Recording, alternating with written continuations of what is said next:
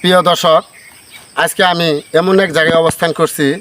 এটা ভারত প্লাস বাংলাদেশ।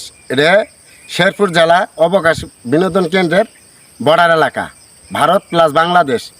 এই যে দেখেন, ভারত প্লাস বাংলাদেশের সীমের মাঝখানে আমি সীমের মধ্যে এসে পড়েছি। এই জায়গাটা হলো, এই সীমাটা হলো ভারত এবং বাংলাদেশ। এই বড় গাছটা দেখছেন, এই গাছটা হলো ভারত প্লাস বাংলাদেশের মাঝখানে পড়ছে এই গাছ। আবার ওই যে দেখেন, ওই যে টিলা, ওটা হলো ভারতে, ওই টিলাটা হলো ভারতে। আবার এই যে এই সাইডটা হলো এটা বাংলাদেশ। আমি আপনাদের মাঝে ভারত প্লাস বাংলাদেশ আমি তুলে ধরছি। আপনারা দেখেন, আসলে অসাধারণ গভীর পাহাড় দেখছেন, খালি পাহাড় আর পাহাড়। আমার মতো কোনো পরিবেশ নাই।